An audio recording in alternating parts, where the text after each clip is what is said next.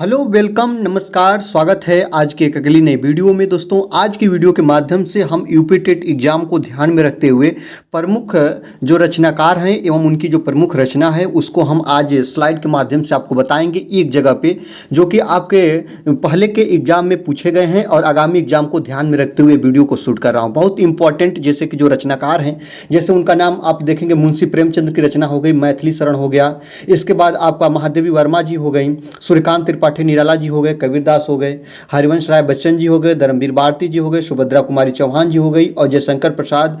ऐसे जितने भी आपके प्रमुख रचनाकार हैं एवं उनकी रचनाओं को एक जगह हम पढ़ेंगे। आज की वीडियो आपके एग्जाम की दृष्टि से बहुत महत्वपूर्ण होगी। आज की वीडियो पूरा लास्ट तक आप वॉच करेंगे और आज की वीडियो आपके एग्जाम के लिए महत्वपूर्ण एवं मदद करेगी।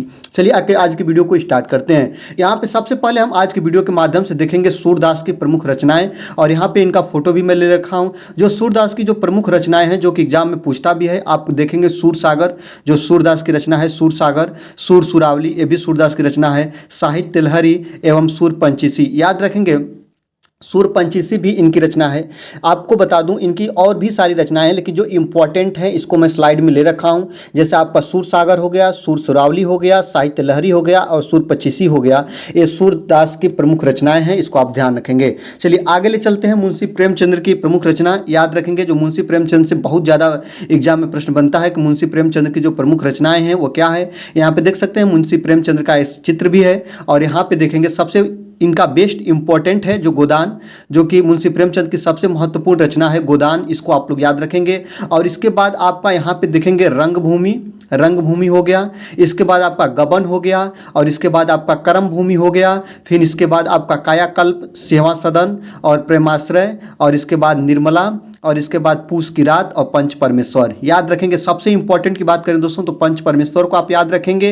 इसके बाद यहाँ पे गोदान याद रखेंगे, इसके बाद रंगभूमि और इसके बाद कर्म भूमि, ये आपके लिए बहुत इंपॉर्टेंट है। सेवा सदन याद रखेंगे। इनकी बहुत सी रचनाएं हैं दोस्तों, लेकिन मैं केवल उन रचनाओं को लिया हूं जो महत्वपूर्ण है। तो गोदान, गबन, रंगभूमि, कर्म भूमि, कायाकल्प, सेवा सदन, प्रेमाश्रय, निर्मला, पूस की रात, पंच परमेश्वर ये प्रेमचंद्र की प्रमुख रचनाएं हैं जो एग्जाम में पूछी जाती हैं डायरेक्टली।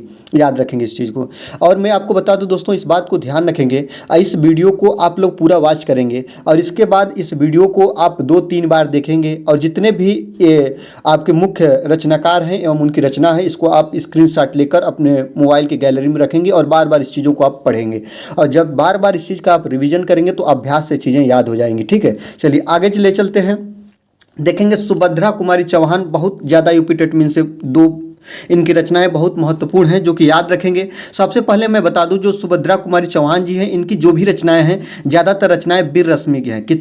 कौन से रस में मिलती हैं दोस्तों? तो वीर रस में मिलती हैं। यहाँ पे देखेंगे वीरों का कैसा हो बसंत, ये सुभद्रा कुमारी चौहान का रचना है। झांसी की रानी, ये भी सुभद्रा कुमारी चौहान की रचना है। मुकुल, सुभद्रा कुमारी चौहान की। त्रिधारा, बिखरे मोती, जलियांवाला बाग में बसंत, ये किनकी रचना है? तो ये सब सुभद्रा कुमारी चौहान की प्रमुख रचना है, इसको आप ध्यान रखेंगे। आगे ले चलते हैं। धर्मवीर भारती की प्रमुख रचना के बारे में बात करेंगे तो याद रखेंगे धर्मवीर भारती। धर्मवीर भारती का सबसे बेस्ट रचना है इंपॉर्टेंट गुनाहों का देवता और सूरज का 7वां घोड़ा, इसको आप बिल्कुल ना भूलेंगे। जो गुनाहों का देवता, सूरज का 7वां घोड़ा और अंधा युग, ये बहुत इंपॉर्टेंट इनकी तीनों रचनाएं हैं जो पूछी जाती हैं। आप पढ़े होंगे कहीं ना कहीं आपको चीज़ें मिली होगी। धर्मवीर भारती की प्रमुख रचना गुनाहों का देवता, सूरज का 7वां घोड़ा और अंधा युग, और इसके बाद ठंडा लोहा, इसको भी याद रखेंगे। ये जो है धर्मवीर भारती के प्रमुख रचना है, इसको आप याद रखते रहेंगे। आगे ले चलते हैं दोस्तों। यहाँ पे रखेंगे कि मैथिली शरण गुप्त की प्रमुख रचनाएं आपको बताना है। मैथिली शरण गुप्त याद रखेंगे। मैथिली शरण गुप्त से मुझे एक चीज़ याद आ रहा है, बहुत ज़्यादा इनका बनता भी है। मैथिली शरण गुप्त को और एक नाम से जानते हैं जिनको हम लोग राष्ट्र कवि की उपाधि दिए हैं। किसकी दोस्तों? तो राष्ट्र कवि की उपाधि इनको दिया गया है। किनको? तो मैथिली शरण गुप्त को। आपको बता दें मैथिली शरण गुप्त को राष्ट्र कवि की उपाधि महात्मा गांधी जी ने दिया है, और भारत भारती एक रचना थी, इसी के रचना के एवज में इनको मिला था ये जो इनका उपनाम मिला था राष्ट्र कवि का, महात्मा गांधी द्वारा दिया गया था। इनकी प्रमुख रचना थी भारत भारती पे इनको ये मिला था। आगे देखते हैं इनकी एक रचना है जिसका नाम है साकेत, और इसके बाद आगे देखेंगे रखेंगे जयद्रथ वध, पंचवटी और यशोधरा इनकी प्रमुख रचना है। यशोधरा बहुत इंपॉर्टेंट है और भारत भारती भी बहुत इंपॉर्टेंट है। बात करेंगे यशोधरा के बारे में तो यशोधरा इनकी 1933 में लिखी गई थी, इसको आप याद रखेंगे, बहुत प्रमुख ये इनकी रचना है। और इस यशोधरा जो इनकी रचना है इसमें महात्मा बुद्ध के घर छोड़ने के बातों का वर्णन किया गया है और इसके बाद जो नारी सशक्तिकरण जैसे यशोधरा थी ना, उनके धैर्य और उनके बल की बात, बुद्धि की इसमें वर्णन मिलता है यशोधरा जो इनकी रचना है। तो मैथिली शरण गुप्त की प्रमुख रचना जो भारत भारती और यशोधरा दोनों आप इंपॉर्टेंट है, याद रखेंगे। पंचवटी भी इनको प्रमुख स्थान मिला था। आगे देखते हैं महादेवी वर्मा की प्रमुख रचना। महादेवी वर्मा को आधुनिक युग की मीरा बोला जाता है, ये भी याद रखेंगे।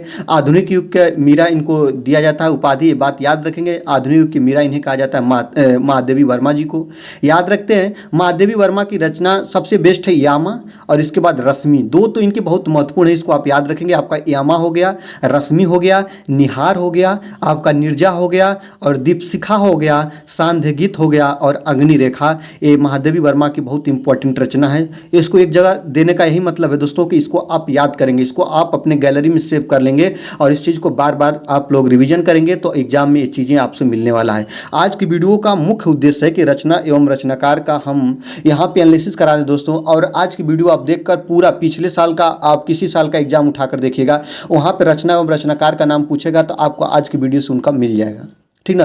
तो जब आपका जो विगत वर्ष के सारे मिल रहे हैं तो आगामी भी आशा करते हैं कि मिलेंगे और इसको आप बढ़िया से वॉच करेंगे, बढ़िया से पढ़ेंगे तो आपको चीज़ें मदद मिलेगी। आगे ले चलते हैं, हरिवंश राय बच्चन की रचना के बारे में बात करेंगे दोस्तों। हरिवंश राय बच्चन बहुत इंपॉर्टेंट है, इनकी भी रचना बहुत चर्चाओं में रहती है जिसका नाम है नीड़ का निर्माण फिर, जो घोंसले के निर्माण संबंधित इनकी एक कविता है, नीड़ का निर्माण फिर। इसके बाद इनकी रचना है मधुशाला, मधुबाला और मधुकलश। इंपॉर्टेंट इनकी रचना है नीड़ का निर्माण फिर। इसके बाद आपका मधुशाला हो गया, मधुबाला हो गया और मधुकलश इनकी महत्वपूर्ण रचनाएं हैं हरिवंश राय बच्चन जी की। आगे देखते हैं, आगे अब हम बात करेंगे दोस्तों यहाँ पे सूर्यकांत त्रिपाठी निराला जी की। तो याद रखेंगे ये प्रश्न एक बार मैंने यहाँ पे एक जगह पे पढ़ा हूँ कि सूर्यकांत त्रिपाठी का उपनाम क्या है। तो सूर्यकांत त्रिपाठी जी का उपनाम क्या है दोस्तों? निराला है। निराला नहीं देता है और निराला पूछ देता है, इनका उपनाम है निराला। याद रखेंगे, इनका आप लोग चित्र भी देख सकते हैं, इनका ये फोटो है और यहाँ पे स्लाइड के माध्यम से हम इनका देखेंगे कि इनकी प्रमुख रचनाएं क्या हैं। तो सूर्यकांत त्रिपाठी निराला जी की जो प्रमुख रचना है परिमल है, इसके बाद गीतिका है और अनामिका है और इसके बाद कुकुरमुत्ता है, तुलसीदास है, इसके बाद बेला है और नए पत्ते हैं, इसके बाद अर्चना और आराधना, ये इनकी प्रमुख रचना है। तो सूर्यकांत त्रिपाठी निराला की सबसे प्रमुख रचनाएं जो हैं, वैसे तो रचनाएं इनकी बहुत हैं लेकिन जो आप लोग याद करेंगे आपके लिए महत्वपूर्ण होगा परिमल, गीतिका, अनामिका, कुकुरमुत्ता, तुलसीदास, बेला, नए पत्ते, अर्चना और आराधना इनकी प्रमुख रचना है जो कि एग्जाम में डायरेक्टली पूछे जाते हैं। आगे देखते हैं, आगे बात करेंगे जयशंकर प्रसाद की। तो जयशंकर प्रसाद की प्रमुख रचना बहुत इंपॉर्टेंट है दोस्तों, इनकी हर रचनाएं इंपॉर्टेंट है, वेरी वेरी इंपॉर्टेंट है, इसको आप लोग याद रखेंगे, बहुत इंपॉर्टेंट है। जयशंकर प्रसाद की प्रमुख रचना के बारे में बात करेंगे तो इनका प्रमुख रचना बहुत से लोगों को याद भी होगा, बहुत से ऐसे प्यारे प्रशिक्षु होंगे, साथी होंगे जिनको याद भी होगा। तो जयशंकर प्रसाद की प्रमुख रचना में आपका अजात शत्रु हो गया, चंद्रगुप्त हो गया, स्कंदगुप्त हो गया, आपका ध्रुव स्वामिनी हो गया, आकाशदीप हो गया, आंधी हो गया, आपका इंद्रजाल हो गया, तितली हो गया, कंकाल हो गया, इरावती हो गया, आपका पथिक हो गया, आपका झरना हो गया, आपका आंसू हो गया। ये सभी आपके इंपॉर्टेंट हैं, अजात शत्रु, चंद्रगुप्त, स्कंदगुप्त, ध्रुव स्वामिनी, आकाशदीप, गाधी, इंद्रजाल, तितली, कंकाल, इरावती, पथिक, झरना आदि, इसको आप ध्यान रखेंगे। ये जयशंकर प्रसाद की महत्वपूर्ण रचनाएं हैं जो पूछी जाती हैं। आपको पता है ना कि देखेंगे आंसू बहुत ज़्यादा पूछ लेता है, आंसू किन की रचना है। इसके बाद झरना भी पूछता है, फिर आपका आधी भी पूछता है, इसके बाद ध्रुव स्वामिनी, चंद्रगुप्त, इसके बाद स्कंदगुप्त, इसके बाद अजात शत्रु, ये सब इनकी प्रमुख रचनाएं हैं। किसको मैं कहूँ कि कौन प्रमुख है कौन नहीं प्रमुख है, केवल मैं छाट कर प्रमुख ही लिया हूँ, इसलिए आप इसको ध्यान से पढ़ेंगे। चलिए आगे देखते हैं, मलिक मोहम्मद जायसी की रचना। याद रखेंगे मलिक मोहम्मद जायसी की एक बहुत बहुत चर्चित रचना है पद्मावत, इसको तो आप याद ही रखेंगे और भी याद रखिए न रखिए। पद्मावत किसकी रचना है? तो मलिक मोहम्मद जायसी की रचना है। अकरावट इन्हीं की रचना है और अंतिम कलाम भी इन्हीं की रचना है, लेकिन आप पद्मावत को याद रखेंगे, ये मलिक मोहम्मद जायसी की रचना है, इंपॉर्टेंट है, इसको आप याद रखेंगे, वेरी वेरी इंपॉर्टेंट है। पद्मावत किसकी रचना है? तो मलिक मोहम्मद जायसी जी की है। आगे देखते हैं विष्णु शर्मा की प्रमुख रचना। आप लोग याद करेंगे, इसको गूगल कर सकते हैं दोस्तों, बहुत इंपॉर्टेंट है। आप देखेंगे एक ही आपको मिलेगा, वहाँ भी विष्णु शर्मा की जो प्रमुख रचना है वो पंचतंत्र है। बहुत बार ये चीज़ें आप लोग बहुत अच्छे अच्छे बुकों में भी इसका वर्णन है, कई बार प्रश्न अलग अलग जगह पे अलग अलग लेवल पे पूछा गया है कि विष्णु शर्मा की प्रमुख रचना है पंचतंत्र। पंचतंत्र पूछता है कि किसकी रचना है, तो विष्णु शर्मा की रचना है, इसको याद रखेंगे। आगे देखते हैं अयोध्या सिंह उपाध्याय, और इनका उपनाम क्या होता है दोस्तों, तो याद रखेंगे अयोध्या सिंह उपाध्याय का उपनाम हरिऔध जी और हरिऔध है, इसको आप ध्यान रखेंगे। या इनका पूरा नाम ऐसे लिखा होता है अयोध्या सिंह उपाध्याय हरिऔध। और इनकी जो प्रमुख रचना है उसका नाम है अधकिला फूल, और इसके बाद प्रियप्रवास और रस कलश, इसको याद रखेंगे। अधकिला फूल हो गया, अधकिला फूल हो गया, प्रियप्रवास हो गया और रसकलश, ये अयोध्या सिंह उपाध्याय हरिऔध की प्रमुख रचना है। आगे देखते हैं चंद्रबरदाई की प्रमुख रचना क्या है, तो याद रखेंगे जो चंद्रबरदाई हैं इनके जो प्रमुख रचना है पृथ्वीराज रासो है। बहुत बार याद रखेंगे, यूपी टेट में एक बार नहीं लगभग 2-3 बार ये चीज़ें बन गई है दोस्तों कि जो पृथ्वीराज रासो है वह किन की रचना है। लगभग 3 से 4 बार आपको मिलेगा, आप प्रीवियस ईयर का एनालिसिस करेंगे तो आपको मिल जाएगा कि पृथ्वीराज रासो जो है वह चंद्रबरदाई की प्रमुख रचना है, इसको आप लोग याद रखेंगे। आगे देखते हैं रामचंद्र शुक्ल, बहुत इंपॉर्टेंट है, चित्र में आप देख सकते हैं यही है दोस्तों आपके रामचंद्र शुक्ल जी। और रामचंद्र शुक्ल की महत्वपूर्ण रचना के बारे में बात करेंगे तो इन्हीं की रचना है चिंतामणि, बहुत बार पूछता है। हिंदी शब्द सागर इनकी रचना है। इसके बाद नागरी प्रचारणी पत्रिका इनकी रचना है। गोस्वामी तुलसीदास भी इनकी रचना है। इसके बाद जायसी, इसके बाद आपका जायसी, फिर ग्रंथावली, फिर भ्रमर गीत सार आदि इनकी क्या है दोस्तों प्रमुख रचना है, इसको आप लोग याद रखेंगे। इनका सबसे बेस्ट है ना दोस्तों, याद रखेंगे नागरी प्रचारणी एक पत्रिका है, बहुत इंपॉर्टेंट है, इसको आप लोग याद रखेंगे। और इसके बाद इनका बहुत ज़्यादा होता है चिंतामणि, इसको भी आप लोग याद रखेंगे, बहुत महत्वपूर्ण। ये दोनों तो वेरी महत्वपूर्ण है, इनको आप दोनों याद रखेंगे, बहुत बार ये पूछता भी है।